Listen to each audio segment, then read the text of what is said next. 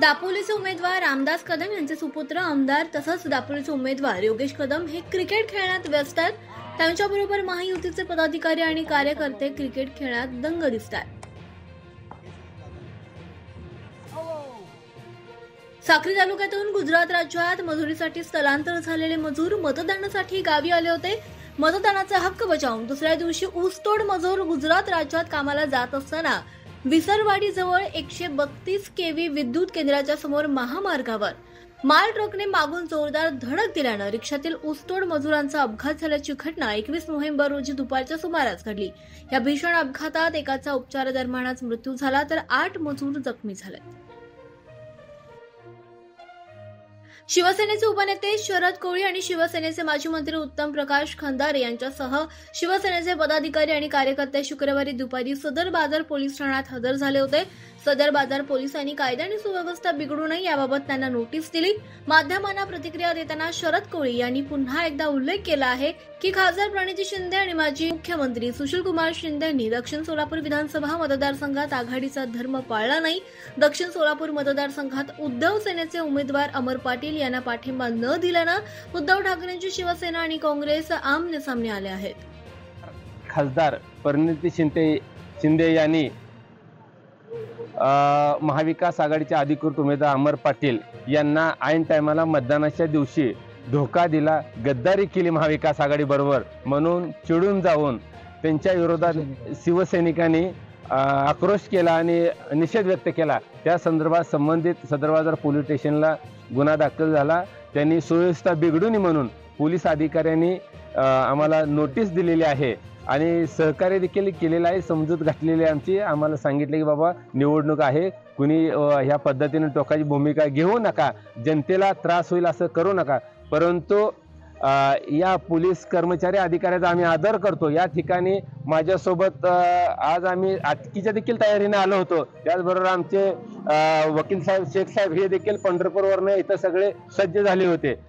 परंतु या माध्यमातून एवढं सांगू इच्छितो की काँग्रेसनं देखील याची त्यांना जाणीव झाली पाहिजे. याची जबाबदारी त्यांच्यावर आहे. आम्ही चुकलो नाही, त्यांनी चुकले. त्यांनी उलट महाविकास आघाडीची माफी मागितली पाहिजे.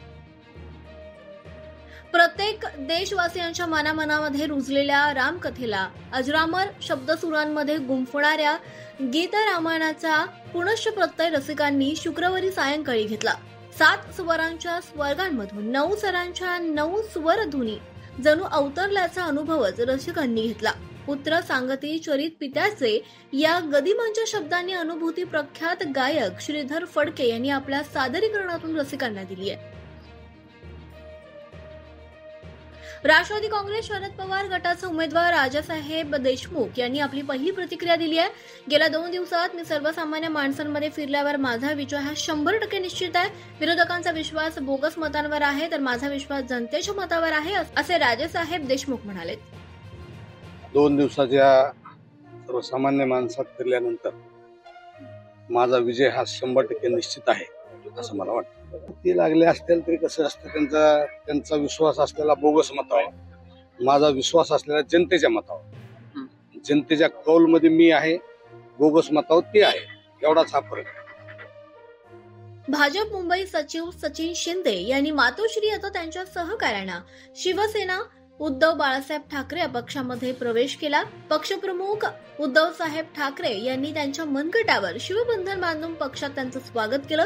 यावेळी विभाग प्रमुख महेश सावंत, सिनेट सदस्य प्रदीप सावंत तसंच इतर पदाधिकारी आणि शिवसैनिक उपस्थित होते. आणि आज सचिनजी तुम्ही तुमच्या सर्व जीवाभावाच्या कार्यकर्त्यांसह शिवसेनेमध्ये प्रवेश करतात. तुमचं मी स्वागत करतो. आणि जी एक तुम्ही व्यथा मांडली की तुमच्याबाबत अन्याय पण न्याय झाला पण न्याय पण मिळाला नाही, मी तुम्हाला शब्द देतो की तुम्हाला पश्चाताप होणार नाही. जे तुम्हाला एक अपेक्षित आहे. कारण शेवटी काय असतं की न्याय म्हणजे तरी काय की केवळ व्यक्तिगत काही मिळालं तर तेवढ्या पुरता न्याय नाही, तर माझा उपयोग हा मी माझ्या जनतेला काय करून देऊ शकलो आणि तो देऊ शकलो ह्याचं समाधान हा एक मोठा न्याय असतो. आणि तशी संधी मी तुम्हाला नक्की देईन. 19 तारखेला एक बॉम्ब फुटलेलाच आहे आणि हा नोटांचा बॉम्ब जो काय जरा थांब देतात नोटांचा बॉम्ब जो काही वसई विरारला फुटला तो सुद्धा लोकांनी पाहिलेला आहे. कालचा बॉम्ब फुटलाय त्यांनी तर संपूर्ण देश नव्हे तर जग हादरलं की एवढ्या मोठ्या प्रमाणावर हा घोटाळा कसा काय होऊ शकतो. आता या घोटाळ्याबाजांचं काय करणार हा प्रश्न केंद्र सरकारला विचारला पाहिजे. असो, त्याच्यावरती मी नंतर बोलायचं तेव्हा बोलेन. पण तूर्त मी सचिनजी तुम्हाला आणि तुमच्या सर्व सहकाऱ्यांना एक वचन देतो की परत एकदा सांगतो की तुम्हाला पश्चाताप होणार नाही. तुम्ही आता शिवबंधन बांधलेलं आहात. तुमच्या मनात जे काही करण्याचं आहे ते करायला पूर्ण संधी दिल्याशिवाय मी राहणार नाही. एवढीच एक तुम्हाला वचन देतो. सांगली जिल्ह्यातील शाळगाव एमआयडीसीतील म्यानमार केमिकल कंपनीत वायू गळती झाल्यानं 9 लोक अत्यवस्थ झाले होते.